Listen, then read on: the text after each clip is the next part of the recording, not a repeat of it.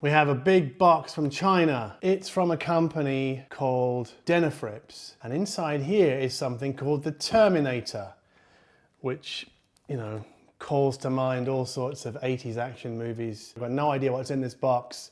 It's pretty heavy. So we're gonna open it and then have a look at the Terminator.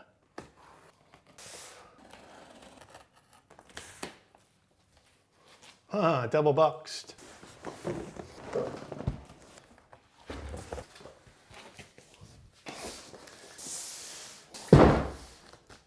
Denafrips.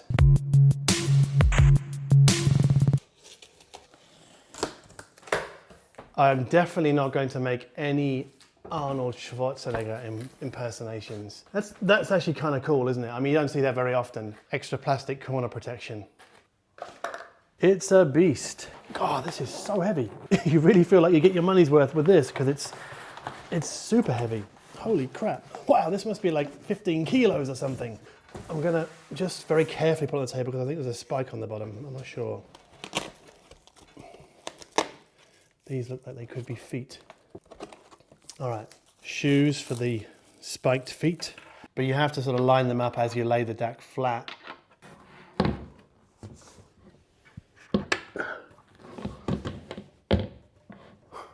That's not easy at all. That one's completely missed. As is that one there. Back one's in, front one's in. This one's not in yet. That's in now. This is the front panel of the Denafrips Terminator. And you can see we have quite a lot of buttons. They're clicky buttons. And you can see there's source selection and there's a mode button, a phase switch, so if you want to invert phase. We've got a switch for using oversampling or non-oversampling, and a mute button, and we also have input selection buttons here. We've got a display here for sample rate inputs, and then here on this side it shows us the indicator for whichever input we're playing with at the time. But really that doesn't make any sense until we look at the back. So this is an R-2R DAC with quite an amazing range of inputs. We've got USB here, we've got two types of I2S here, so the different protocols with the RJ45 or the HDMI connector. Then we've got two AES EBUs. We've got a Toslink, BNC, coaxial. I mean, I don't think I've ever seen a DAC with all of these and so many. And then over on this side, we have two types of output, single-ended RCA and then balanced XLR. So I guess in terms of connectivity, this really is a Terminator. The big thing about this DAC is its weight. It's really, really heavy.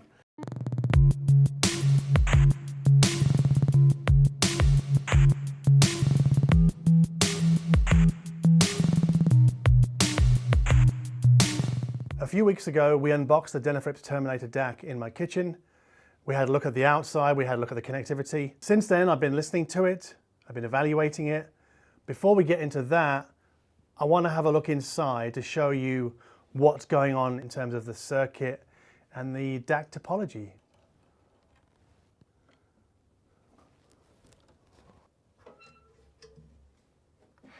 Oh my God. They don't make DACs like they used to.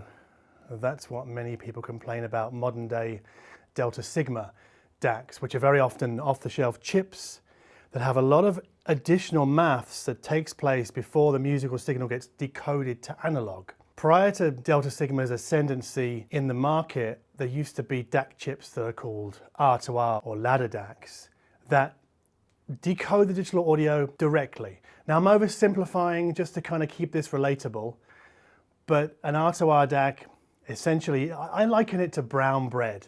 It uses unprocessed flour, whereas white bread might use heavily processed flour, and that's what I would say a Delta Sigma DAC is kind of like, whereas an R-2R that we have here is like the old way of making bread.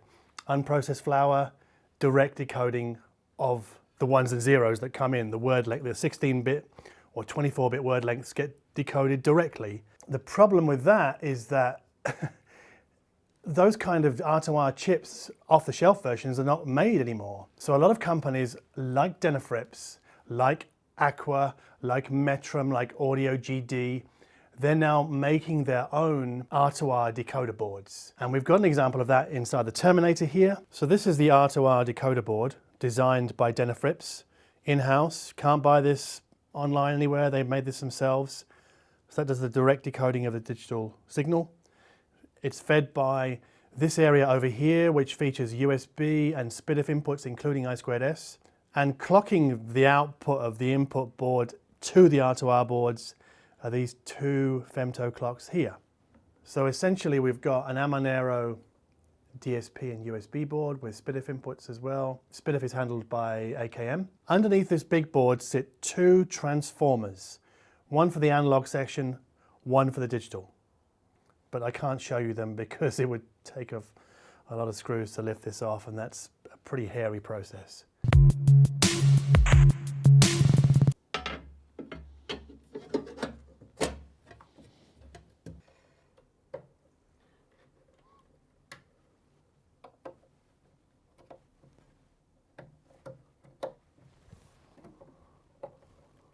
Two things that are a break from the norm with a product like this.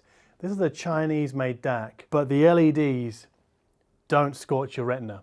They're very discreet. In some ways, actually too discreet, they're quite hard to see. For example, if you want to read what sample rate the DAC is locked onto, it will light up here. And that brings me to the second point of difference here. Yes, this is an R-to-R DAC. Yes, it's kind of an old school approach to DAC design, but this, because it's an in-house developed board, it can still do high-res PCM and, very unusually, native DSD decoding. But I don't listen to native DSD. I barely ever listen to high-res PCM. I'm not one of those audiophiles that's going to wax on about how, unless you listen in 24.192, you may as well not bother. I actually feel the opposite. Almost all of my library is Redbook, CD rips. Most of the stuff from Tidal is CD rips. And sometimes I even listen to Spotify.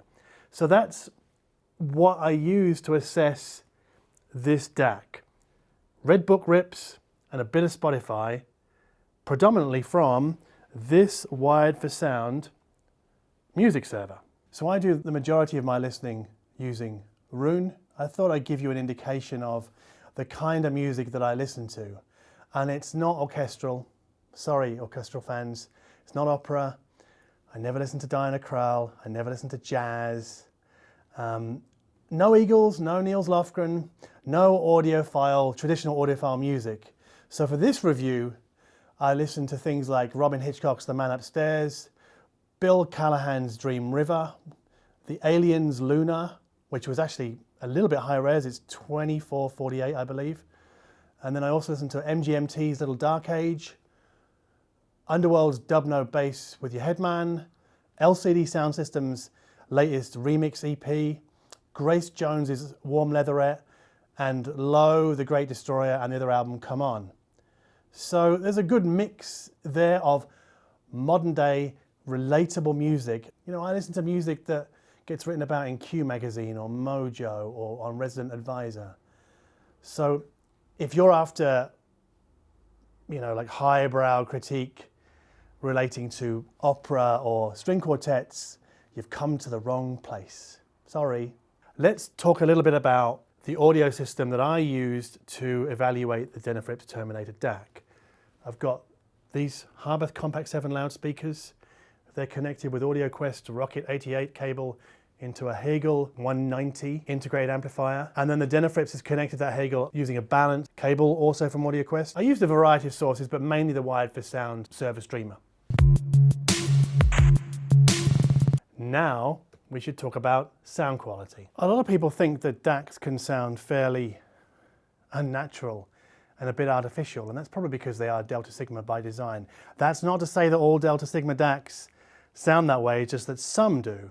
Some sound heavily processed. Solving the problem of that artificial feeling that we get from some DACs can be dealt with by a better power supply, a better output stage. All of the things that I enjoy about this DAC aren't just related to its R-to-R decoder boards, but they must play some part.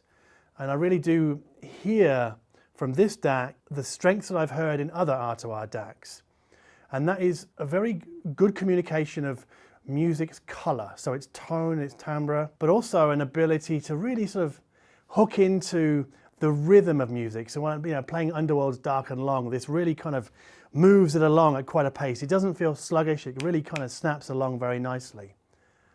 But if I cut over to something like low, the acoustic guitars come across really quite beautifully. I mean, they do sound very believable, and they're not sort of tinged with that metallic sheen that you can get from some digital audio.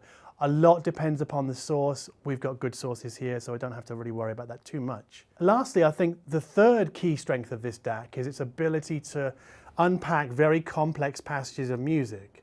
So LCD Sound System's remixes are very densely packed. Not the best recordings in the world, but this seems to pull or extract the most from them, especially in the mid-range, and I think that's really cool. Of course, talking about a DAC sound in absolutes doesn't really carry much weight until we get into comparisons. Now, there are many, many DACs on the market. I cannot possibly even dream of comparing this DAC to all those that are available. So I've limited my comparisons to 3 DACs. The first DAC that I compared the Denafrips to was the Schiit Yggdrasil Analog 2 version. So the Schiit sells for $2,400 US, thereabouts. The Denafrips comes in at about, just over 4,000 US. This is priced in Singapore dollars. I'll get to why in a moment. They're of comparable build quality, but the Denafrips is definitely the better sounding of the two. Most noticeably, when listening to Underworld, the Denafrips has a wider and a taller soundstage. It also has kind of a better extended treble. It's a little bit keener as well, which makes the acoustic guitar pluckings of Robin Hitchcock's The Man Upstairs that little bit harder to ignore. And in listening to Bill Callahan's Dream River, I felt that the Schiit, by comparison, sounded a little bit more congealed in the mid-range, whereas the Denafrips pulls it apart like pull apart pork, really. It pulls it apart a bit more effectively. And the other strength that the Denafrips has over the Schiit is plainly more low-end kick. This Denafrips makes the Schiit sound a little bit bass light, but then I think this isn't the bassiest DAC in the universe, this Schiit. I think it's kind of a little bit light on sometimes. In comparing the Schiit and the Denafrips DAC, I use the coaxial inputs on each. But the Denafrips has I2S inputs. More specifically, it has the HDMI PS audio in inverted commas standard that we use here that the Schiit doesn't.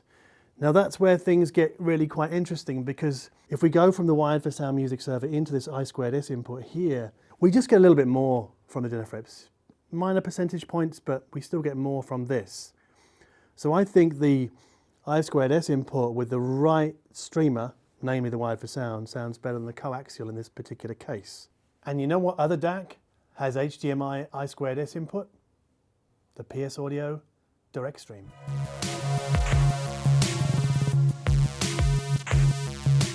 One thing I really like about using the I2S input on this DAC from the wired for sound server is it makes music sound more exquisite and a lot more, I won't say polished, but a lot smoother.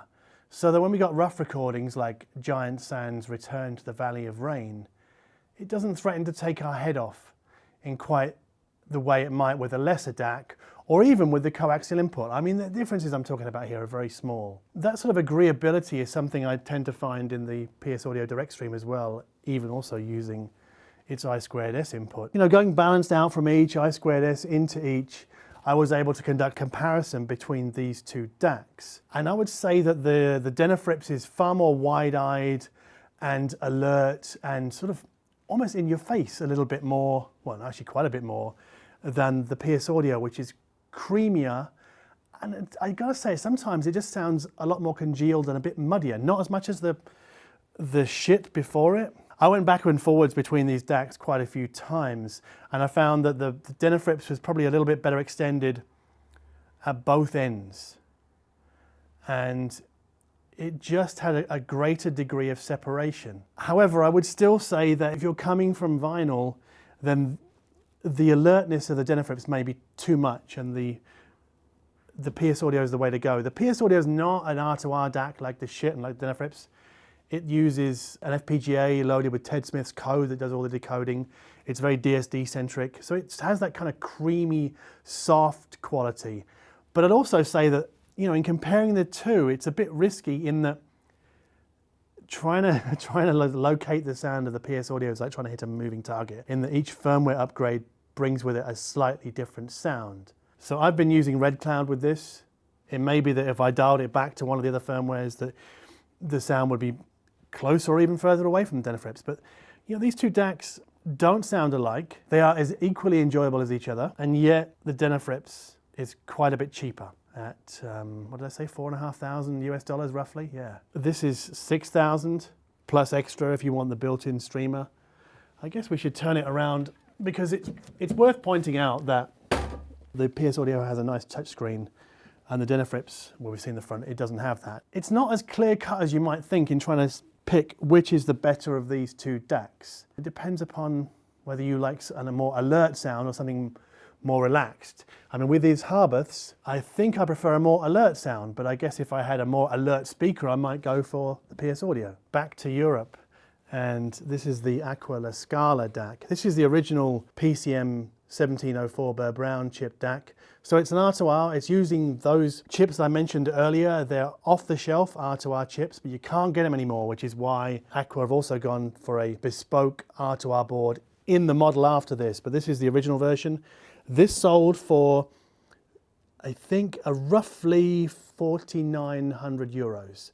So it's about an extra 1,000 euros over the Denafrips. I think it's worth also pointing out that on the back of the La Scala is the other I2S type of connector. There's no I2S standard, so we have two types. We have the RJ45 and the HDMI. Both are on the Denafrips, but we only get the RJ45 on the Aqua.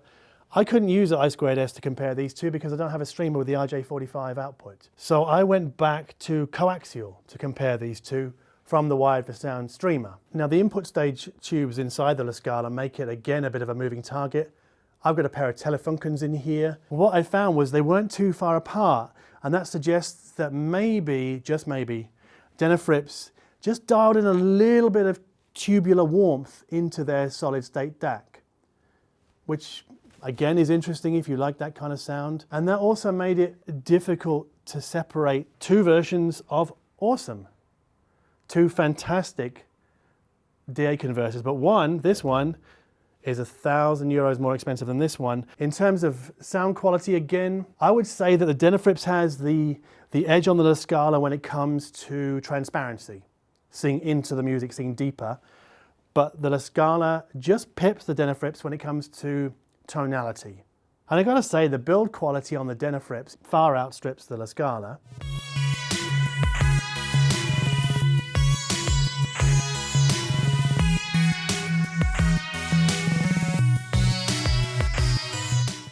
A stack of DACs, a stack of high-end DACs. If you heard any one of these in isolation, you would probably think this is the best DAC I've ever heard. But I've put them all side by side. I've A/B'd them with different connection methods.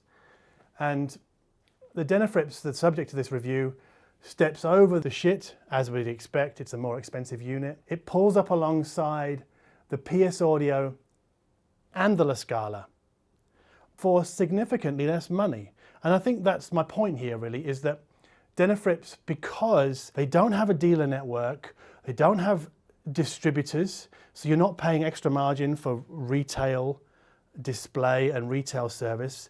You can only buy the Denafrips from a single worldwide dealer in Singapore. You buy it direct, so you save money. So this is how Denafrips are managing to compete with these two guys, but at a lower price point, is because they're effectively selling direct. You get a large portion of what these two DACs have to offer in different ways, but for less money. So if you're into a DAC that has great tonality, a terrific sense of rhythm, and a fair dose of transparency, the Denafrips Terminator is your guy.